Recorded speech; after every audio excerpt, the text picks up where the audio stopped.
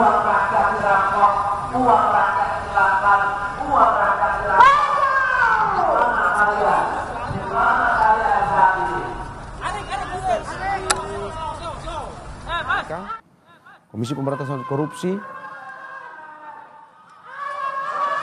yang memeriksa Sekjen PDIP Hasto Kristianto ditetapkan sebagai tersangka.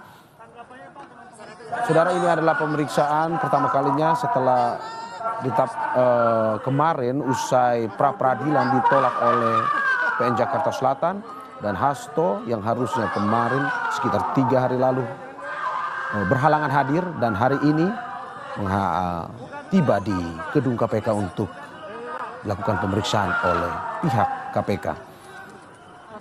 Hasto bersama kuasa hukumnya tiba pada pukul 9.52, tepat 8 menit sebelum pukul 10, saudara. Bersama kuasa hukumnya mendatangi gedung KPK untuk dilakukan pemeriksaan. Pun juga tadi Anda bisa melihat rekan-rekan media ini sudah menunggu sejak pagi tadi untuk mendengarkan pernyataan yang langsung disampaikan oleh Sekjen PDIP Hasto, yang juga kemarin, saudara, sudah melakukan pernyataan bahwa hari ini dirinya akan memenuhi panggilan dari KPK.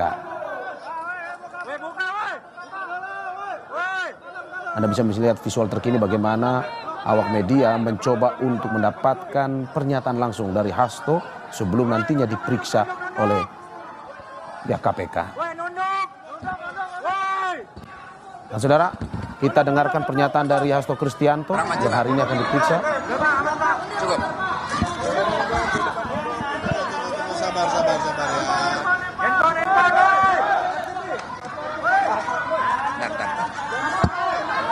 Handphone bawahan lagi handphone.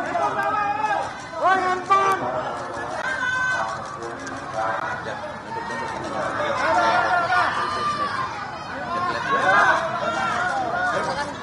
Oke, dah siap. Oke, baik, terima kasih seluruh masyarakat Indonesia yang saya cintai dan banggakan, rekan-rekan pers semua. Mohon maaf agak terlambat karena bis yang kami pesan itu sempat 3 kali di-cancel. Apakah ada obsus atau tidak? Yang jelas kami sempat mencoba mengganti 3 bis, tapi akhirnya tetap datang sehingga kami terlambat. Terima kasih atas kesabarannya. Pada kesempatan ini saya datang ke Komisi Pemberantasan Korupsi. Inilah sikap kooperatif yang kami tunjukkan sebagai warga negara Republik Indonesia yang syah, yang menjunjung tinggi hukum, dan datang meskipun sejak awal kami memahami bahwa begitu banyak agenda-agenda politik terkait dengan kasus saya. Ini bisa ditunjukkan yang pertama dari keterangan saksi yang mencoba diintimidasi.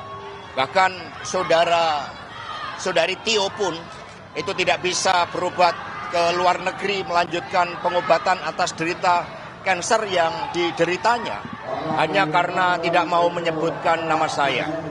Yang kedua, bahwa bukti-bukti yang disampaikan di dalam peradilan ternyata diperoleh juga dengan cara-cara yang tidak sah, dengan cara-cara melanggar etika, dengan cara-cara yang melakukan perbuatan melawan hukum, sebagaimana terjadi dengan saudara Kusnadi ketika dia datang mendampingi saya, maka penyidik KPK saudara Rosa Purba Bekti kemudian menyamar, membohongi, mengintimidasi, merampas barang milik DPP PDI Perjuangan dan kemudian menginterogasi tanpa adanya surat perintah panggilan.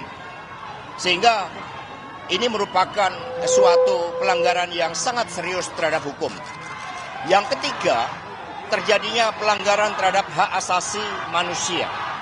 Dan kemudian yang keempat, bagaimana proses pra-peradilan yang terbuka bagi masyarakat umum, ternyata bukti-bukti yang disampaikan atas suatu perkara yang sebenarnya sudah inkrah dan tidak bisa diproses kembali. Nah, untuk itu meskipun diwarnai dengan berbagai praktek-praktek pelanggaran hukum dan intimidasi, saya tetap datang ke KPK ini. Perlu rekan-rekan pers ketahui, selama 6 bulan terakhir, banyak jurnalis asing dan juga duta besar yang bertemu dengan saya. Mereka mempertanyakan tentang kegelapan demokrasi di Indonesia ini.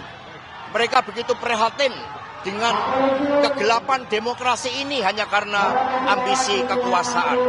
Bapak, Ibu, dan saudara-saudara sekalian, kalau suatu negara berdiri yang kokoh, yang berkeadilan, maka dampaknya sangat luas. Tidak hanya kehidupan sosial, politik masyarakat, tetapi juga iklim investasi. Tidak akan ada investasi yang masuk ketika tidak ada hukum yang memberikan kepastian di dalam seluruh tata pemerintahan negara kita. Karena itulah kami mohon doanya, kami datang dengan niat baik, dan untuk itu mohon bersabar, kami akan ikuti seluruh proses dengan memberikan keterangan yang sebaik-baiknya. Terima kasih.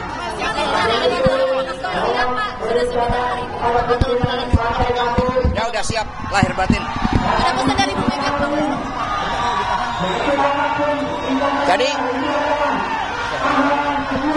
Jadi saudara-saudara sekalian, suatu pertanyaan yang baik.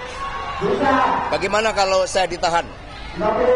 Rekan-rekan semuanya, Republik ini dibangun berdasarkan hukum yang berkeadilan. Itu konsepsi awalnya. Karena itulah ketika itu terjadi, semoga tidak, ya ini saya yakini akan menjadi pupuk bagi demokrasi. Ini akan menjadi benih-benih bagi upaya untuk mewujudkan suatu sistem penegakan hukum yang sebenar-benarnya tanpa pandang pilih. Karena itulah kami meyakini, karena kami dilatih untuk berjuang dengan keyakinan. Saya tidak menjabat sebagai pejabat negara. Tidak ada kerugian negara terhadap kasus yang mencoba ditimpakan kepada saya. Sehingga kalau penyimpangan dan penyalahgunaan kekuasaan itu terus-menerus akan digunakan, saya meyakini bahwa benih-benih demokrasi, pupuk-pupuk demokrasi untuk mengoreksi kekuasaan yang zalim itu akan semakin besar. Terima kasih.